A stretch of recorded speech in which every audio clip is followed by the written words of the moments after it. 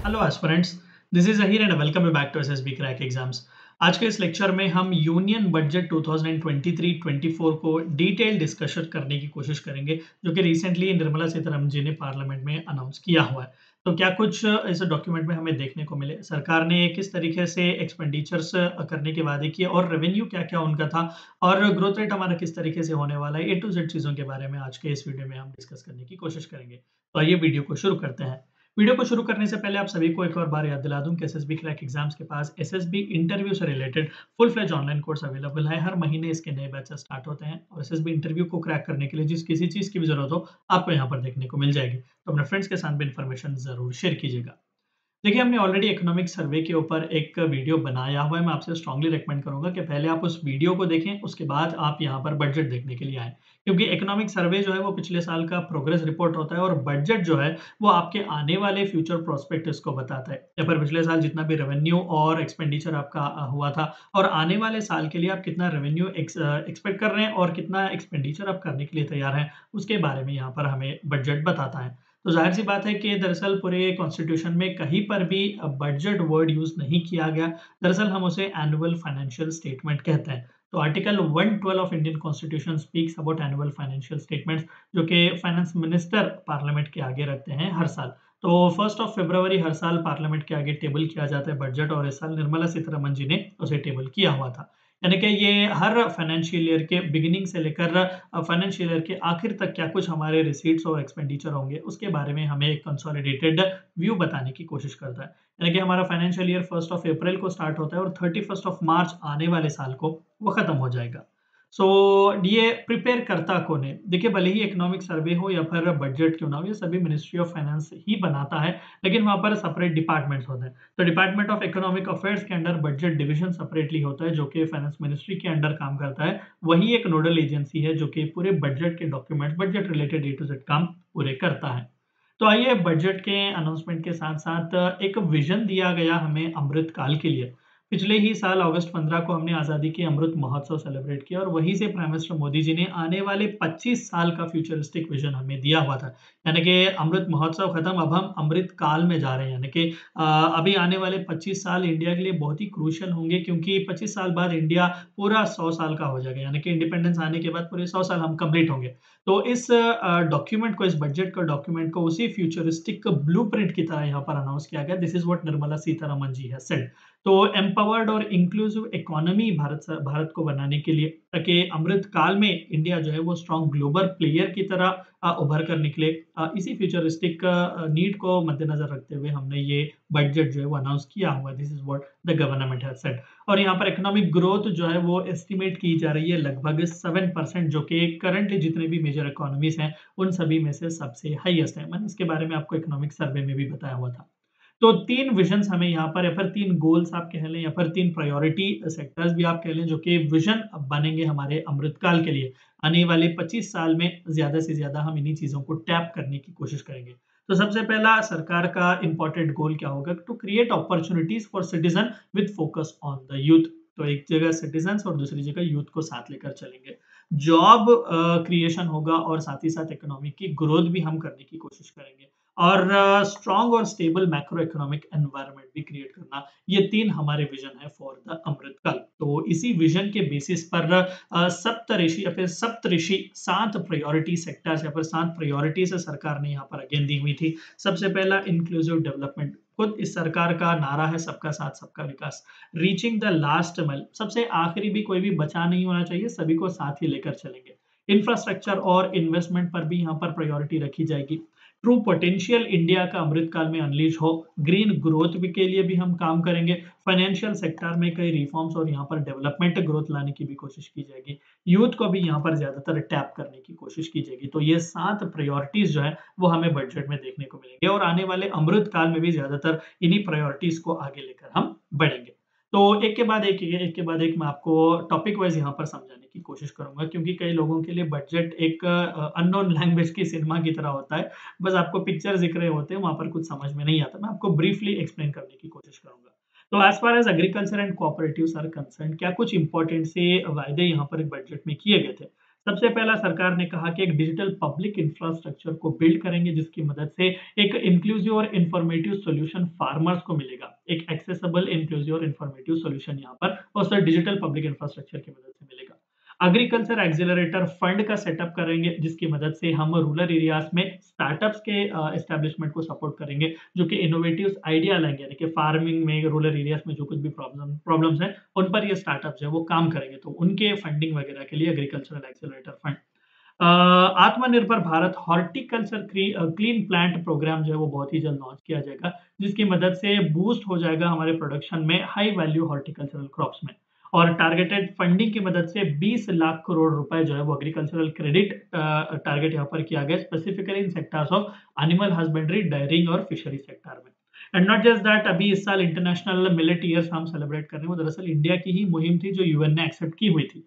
तो उसके चलते इंडिया को भी हमें ग्लोबल मिलेट हब बनाना चाहते हैं, तो श्री अन्न योजना बहुत ही जल्द लॉन्च की जाएगी जो कि IIMR Indian institute of millet research Hyderabad में जो है वो रिसर्च हमें प्रोवाइड करके देगा ताकि हम ये श्री अन्न की योजना जो है वो लॉन्च कर सके और इंडिया को बहुत ही जल्द हमें ग्लोबल हब मिलेट्स के लिए बना सके। और वाइडली अवेलेबल स्टोरेज फैसिलिटी को भी हम सेटअप करना चाहते हैं ताकि फार्मर्स के रेम्यूनरेशन को एनेबल करने के लिए, एनहांस करने के लिए और अप्रोप्रिएट टाइम पर उन्हें सेल्स वगैरह करवाने के लिए स्टोरेज फैसिलिटी जो है ना वो भी हम प्रोवाइड करने की यहाँ पर कोशिश करेंगे। ये सारे वायदे यहाँ पर किए गए थे। सबका साथ सबका विकास नारा देते हुए हेल्थ सेक्टर के बारे में भी यहाँ पर चंद बातें की हुई थी। प्रॉमिस किया गया कि 157 न्यू नर्सिंग कॉलेजेस जो वो एस्टैब्लिश किए जाएंगे। Sickle cell anaemia elimination mission बहुत ही जल्द लॉन्च किया जाएगा और फार्मास्यूटिकल इंडस्ट्री में रिसर्च को प्रमोट करने के लिए भी हम एक नया प्रोग्राम बहुत ही जल्द लॉन्च करेंगे। और प्राइवेट और पब्लिक रिसर्च बढ़ाने के लिए, joint public private research, medical research बढ़ाने के लिए Indian council for medical research के सिलेक्टेड लैब्स में हम साथ मिलकर प्राइवेट वालों के साथ काम भी करेंगे। और इसी सबका साथ सबका विकास नारे को हम जो कि आगे लेकर बढ़ रहे हैं और हेल्थ और एजुकेशन सेक्टर में भी जो परसेंटेज ऑफ जीडीपी एक्सपेंडिचर है उसमें भी हमें बढ़ोतरी देखने को मिली हुई है। फाइनेंशियल ईयर 2019 यहाँ पर दरअसल प्री कोविड के ईयर को लिया गया है एज बेंचमार्क। तो पहले 2019 में 1.4 परसेंटेज ऑफ जीडीपी हेल्थ पर अगर एक्सपेंडिचर जाता था, तो करंटली फॉर फाइनेंशियल ईयर 2023 जो कि अभी मार्च 31 को कंप्लीट होगा, तो वहां पर 2.1 परसेंटेज ऑफ द जीडीपी हमने हेल्थ के सेक्टर पर खर्च किया हुआ है।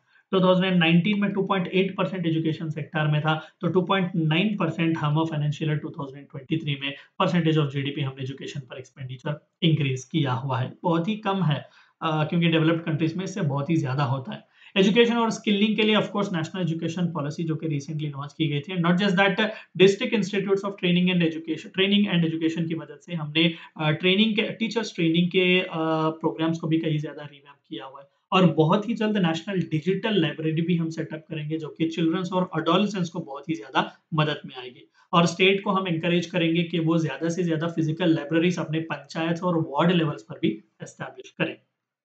इंक्लूसिव डेवलपमेंट की जब हमने बात की तो क्या कुछ बेंचमार्क्स हमने ऑलरेडी अटेन किए हुए हैं। सबका साथ सबका विकास जो कहा जा रहा है, तो कैश ट्रांसफर्स लगभग 2.2 लाख करोड़ के आसपास ओवर 11.4 करोड़ फार्मर्स को हमने प्रोवाइड किए हुए हैं अंडर पीएम किसान। देखिए ये सभी इंफॉर्मेशन हमें डॉक्यूमेंट बजट में ही देखने को मिल रहा है। और 9 करोड़ से भी ज्यादा ड्रिंकिंग वाटर कनेक्शन हमने रूरल हाउस होल्ड्स को दिए हुए हैं। इसके बारे में मैंने डिटेल्ड इकोनॉमिक सर्वे में कवर किया हुआ है जल जीवन मिशन के तहत। और 11.7 करोड़ हाउस होल्ड को टॉयलेट शौचालय कंस्ट्रक्ट करके दिए हुए हैं अंडर स्वच्छ Bharat mission.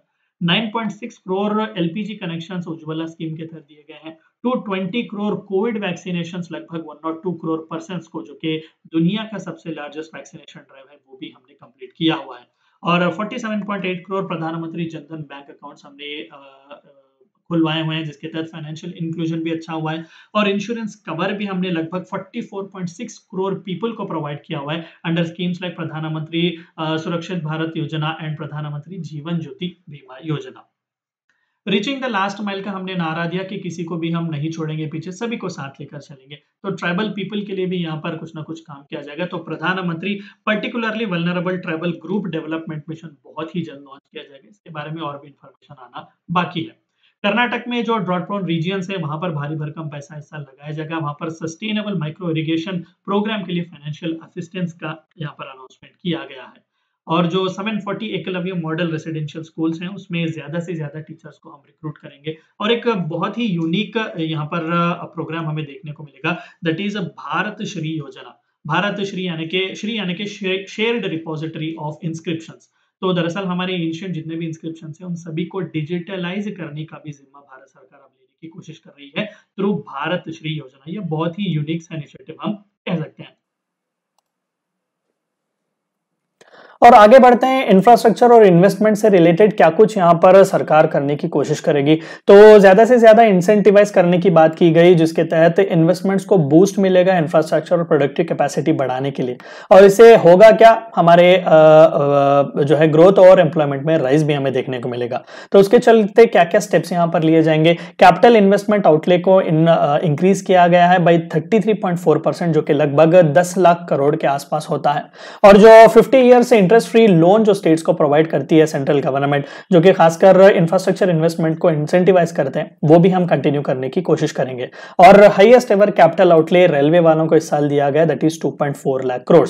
And not just that, 100 transport infrastructure projects हमने आइडेंटिफाई करने की कोशिश हम करेंगे और एंड टू एंड वहां पर कनेक्टिविटी प्रोवाइड करेंगे for ports, coal, steel, fertiliser sectors etcetera. और ऑलरेडी जो अर्बन इंफ्रास्ट्रक्चर डेवलपमेंट फंड को जो हमने एस्टैब्लिश किया हुआ है, उसकी मदद से टायर 2 और टायर 3 सिटीज में भी हम अर्बन इंफ्रास्ट्रक्चर को क्रिएट करने की कोशिश करेंगे। ट्रस्ट बेस्ड गवर्नेंस बढ़ाने के लिए क्या कुछ इनिशिएटिव्स हम लाने की कोशिश करेंगे, मेजर्स और उसके एक्सपेक्टेड आउटकम्स क्या होंगे। Make artificial intelligence in India, make AI in India, जिसकी मदद से एआई सेंटर्स जो है वो बनाए जाएंगे एजुकेशनल इंस्टीट्यूट्स में और यहाँ पर ज्यादा से ज्यादा रिसर्च का काम किया जाएगा। और एआई बेस्ड सॉल्यूशंस यहाँ पर एग्रीकल्चर, हेल्थ और सस्टेनेबल सिटीज के सेक्टर्स में हमें देखने को मिलेंगे। नेशनल डाटा गवर्नेंस पॉलिसी बहुत ही जल्द इंट्रोड्यूस की जाएगी, जिसकी मदद से खासकर स्टार्टअप्स और एकेडमिक रिसर्चर्स जो हैं उन्हें वन सिंगल स्टॉप डेस्टिनेशन मिल जाएगा डाटा को एक्सेस करने के लिए, क्वालिटी डाटा को एक्सेस करने के लिए। विवाद से विश्वास फेज 1, यहाँ पर लेस स्ट्रिंजेंट कॉन्ट्रैक्ट एग्जीक्यूशंस होंगे फॉर एमएसएमई, जो कि एमएसएमईज को बहुत ही रिलीफ प्रोवाइड कर सकते हैं, खासकर जो कोविड के टाइम फ्रेम में जो अफेक्ट हुए थे। और दूसरा विवाद से विश्वास सेकेंड फेज आप कह सकते हैं, इजियर और स्टैंडर्डाइज्ड सेटलमेंट स्कीम यहाँ पर प्रोवाइड की जाएगी। फास्टर सेटलमेंट्स यहाँ पर हमें देखने को मिलेंगे, खासकर कॉन्ट्रैक्चुअल डिस्प्यूट जो सरकार और सरकारी अंडरटेकिंग्स के बीच होते हैं उनसे रिलेटेड। ई कोर्ट्स का तीसरा फेज हम लॉन्च करने की कोशिश करेंगे। इफेक्टिव एडमिनिस्ट्रेशन हमें जस्टिस में मिल जाएगा। एंटिटी डिजिटल लॉकर हम सेटअप करेंगे, खासकर बिजनेस एंटिटीज, एंटरप्राइजेस और चैरिटेबल इंस्टीट्यूशंस और ट्रस्ट के लिए। इनकी मदद से खासकर सिक्योर ऑनलाइन फैसिलिटेशन स्टोरेज हम प्रोवाइड करेंगे। बिजनेस इकोसिस्टम को और भी बढ़ावा होगा, जो कोई भी डॉक्यूमेंट्स वगैरह होंगे वो आसानी से शेयर यहाँ पर किए जा सकते हैं। 100 से भी ज्यादा लैब जो है वो 5G सर्विसेज के हम एप्लीकेशन बेस्ड डेवलपमेंट के लिए यहाँ पर सेटअप करेंगे और यहाँ पर because of that employment potential भी बढ़ेगा, बिजनेस अपॉर्चुनिटीज भी बढ़ेंगे। रिसर्च एंड डेवलपमेंट को ग्रांट हम प्रोवाइड करेंगे for lab grown diamond sector में, ताकि इंपोर्ट डिपेंडेंसी हमारी कम हो जाए और डोमेस्टिक प्रोडक्शंस को हम ज्यादा से ज्यादा encourage कर सकें। Green growth has been one of the most important topics. अभी हमने सप्तऋषि में भी देखा, green growth has been one of the most important one. So इसके लिए क्या किया जाएगा, सबसे पहला तो एक नया प्रोग्राम यहां पर लॉन्च किया जाएगा, दैट इज पीएम प्रणाम। सो पीएम प्रणाम होगा क्या, प्रधानमंत्री programme for restoration, awareness, nourishment and amelioration of mother earth.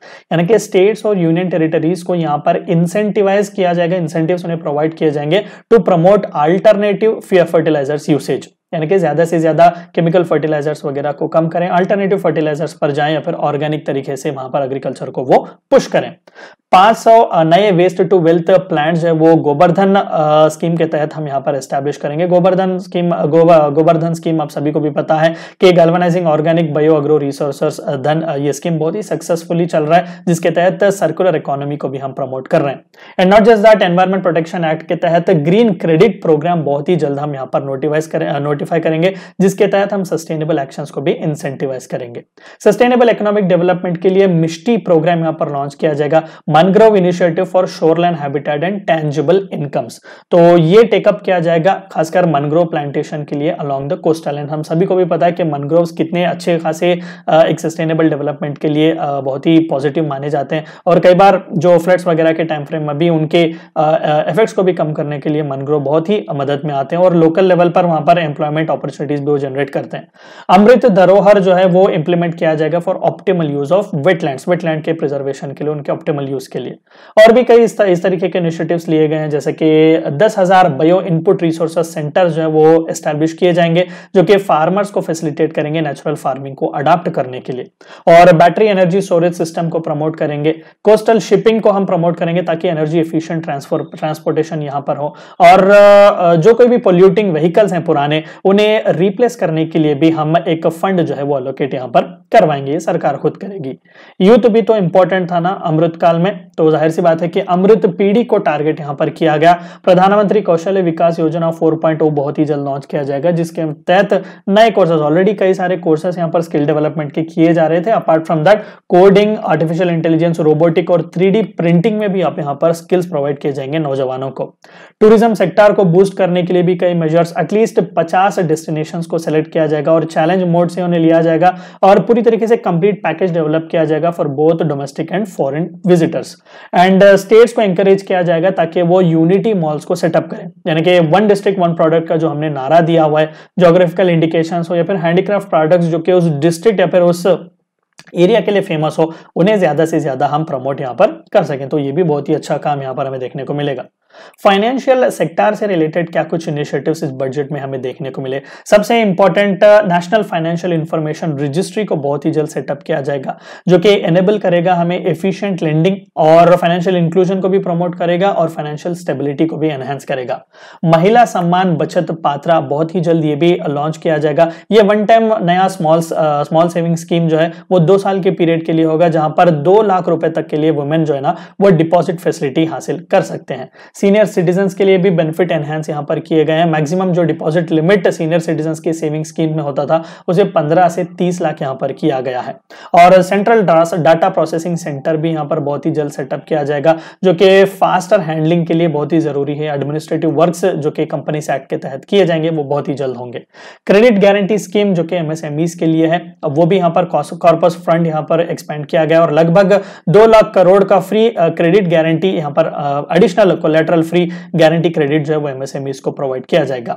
And apart from that जो अदर इनिशिएटिव्स हैं फाइनेंशियल सेक्टर के, वो ये हैं कि बिजनेस एक्टिविटीज को गिफ्ट सिटी जो कि इंटरनेशनल फाइनेंशियल सर्विस सेंटर में वहां पर भी इनिशिएटिव्स लाए जाएंगे और ज्यादा से ज्यादा ट्रेंड प्रोफेशनल सिक्योरिटीज मार्केट में हो हमारे, ऐसा भी हम कोशिश करेंगे। ज्यादा से ज्यादा कोर्सेस वगैरह लॉन्च करके उन्हें एजुकेशनल सर्टिफिकेट्स वगैरह भी हम लॉन्च करने की कोशिश बहुत ही जल्द करेंगे। फिजिकल मैनेजमेंट से रिलेटेड क्या कुछ यहाँ पर बात की गई थी मैं ब्रीफली आपको बताऊंगा। 50 इयर्स इंटरेस्ट फ्री लोन जो कि स्टेट को प्रोवाइड किए जा रहे थे, उनसे रिलेटेड यहाँ पर बात की गई है कि उन्हें उसी तरीके से कंटिन्यू किया जाएगा। और फिजिकल डेफिसिट जो स्टेट्स के लिए ग्रॉस स्टेट डोमेस्टिक प्रोडक्ट के तहत दिया जाता है वो 3.5% के लिए ही हमने यहाँ पर कैप किया हुआ है। और फिजिकल कंसोलिडेशन की भी यहां पर बात की गई और टारगेटेड फिजिकल डेफिसिट जो है वो लगभग 4.5% के बिलो ही रखने की बात की गई बाई 2025-26। तो यहां पर भी कई सारे फिजिकल मैनेजमेंट के रिफॉर्म्स देखने को मिले।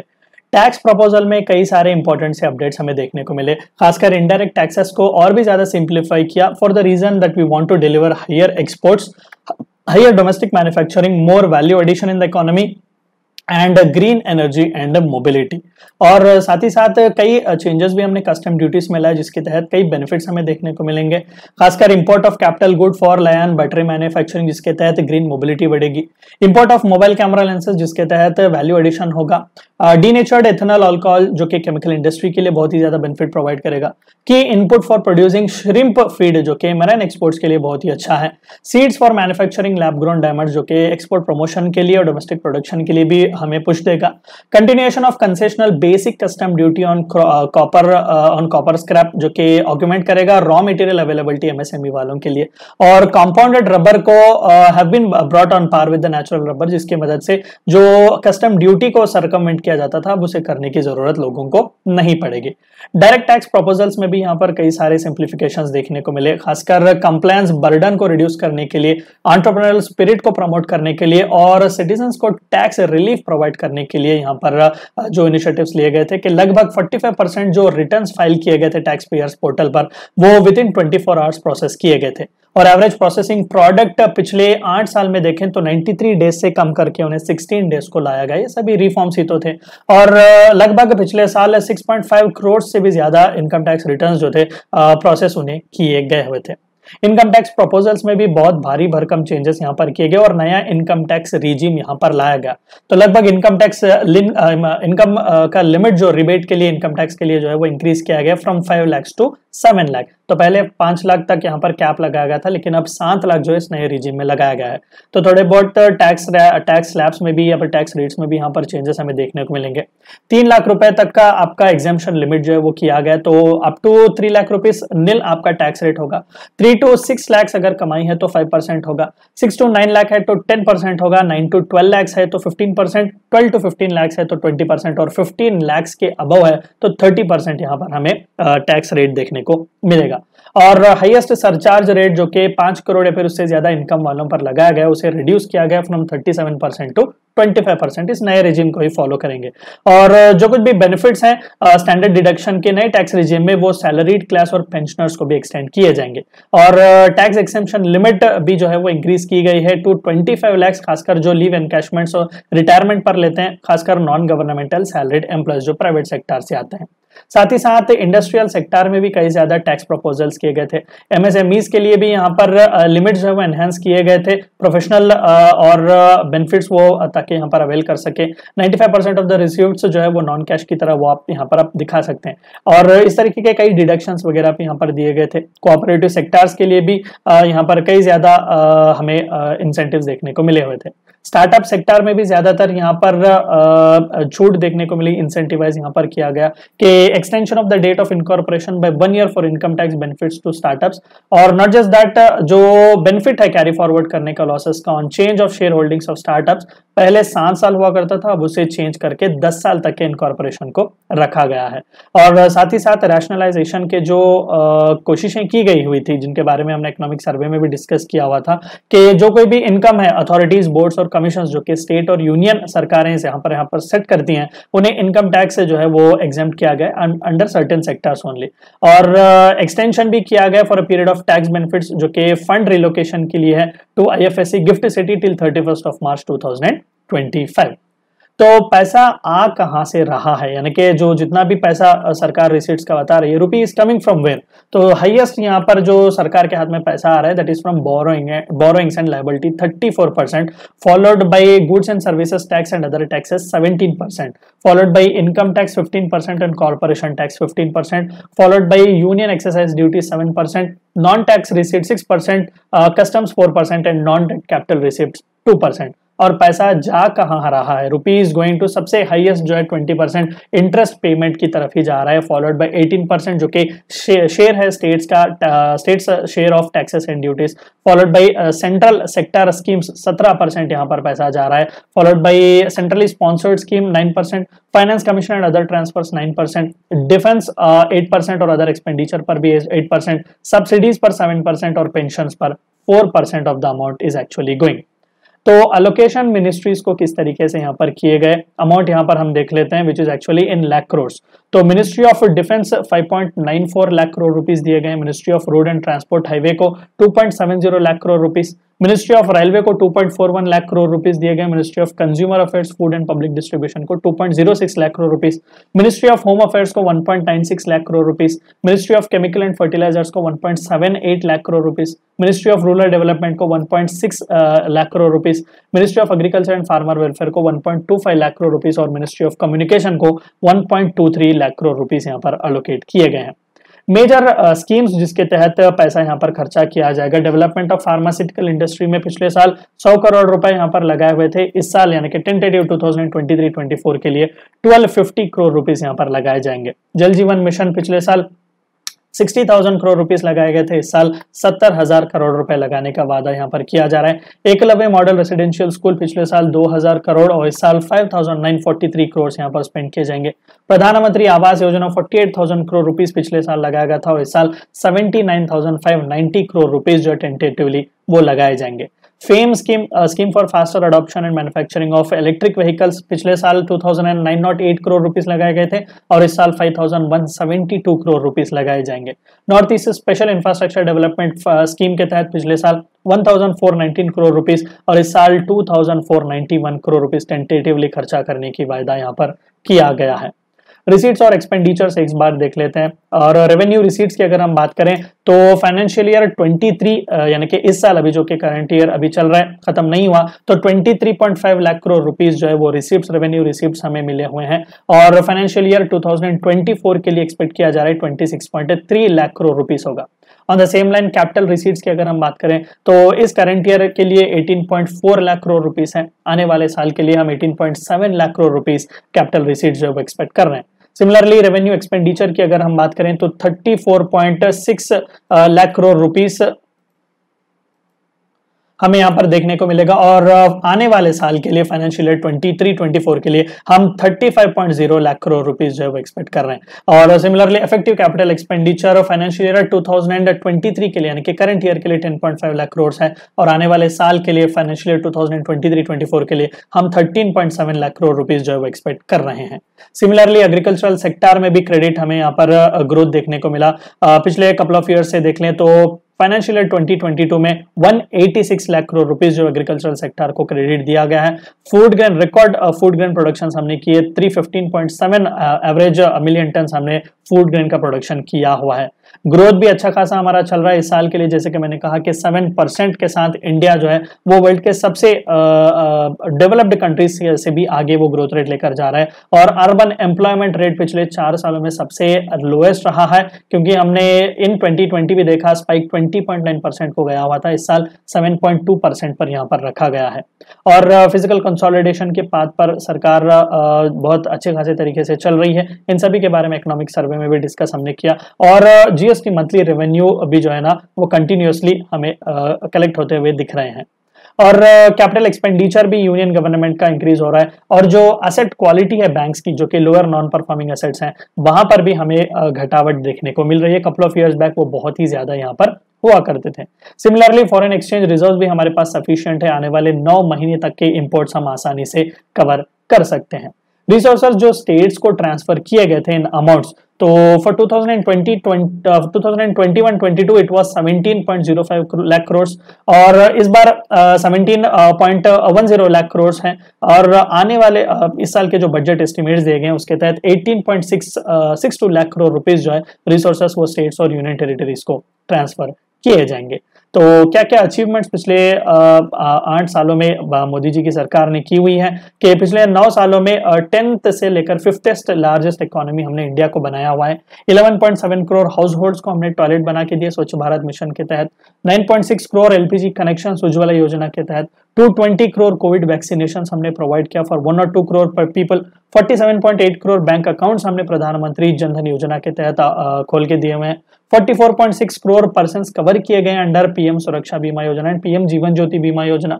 2.2 लाख करोड़ कैश ट्रांसफर हमने किया हुआ है for over 11.4 crore farmers under PM किसान सम्मान निधि। और per capita income more than double हमने किया हुआ है, दैट इज रुपीज 1.97 लाख। यहाँ पर आप देख सकते हैं ये सभी अचीवमेंट्स हैं। और इसी बजट को प्रेजेंट करते हुए निर्मला सीतारमण जी ने और प्रधानमंत्री ने भी यही कहा कि आने वाले आजादी के अमृत काल के लिए, यानी कि आने वाले 100 ईयर जो कि हम कंप्लीट करेंगे उसके लिए ब्लूप्रिंट हमने ऑलरेडी ड्रॉ किया हुआ है। तो ये थी चंद बातें जो आपको बजट के बारे में जाननी थी, जो कि रिसेंटली रिलीज किया गया था। तो इससे रिलेटेड रिव्यू क्वेश्चंस देख लेते हैं। Which of the following article deals with annual financial statements? Article 110, 111, 112 या 113 है। The correct answer is article 112 of the Indian constitution. India के पहले फाइनेंस मिनिस्टर कौन थे? जॉन मथाई, शनमुख शेट्टी, सीडी देशमुख या फिर TT Krishnamachari? The correct answer is Shanmukh Shetty. Which among the following is not among the Saptarishi या फिर Saptarishi 7 priorities of budget 2023-24? Green growth, youth power, inclusive development, none of this. And the correct answer is none of this, क्योंकि ये सभी उसी के priority sectors में ही हैं।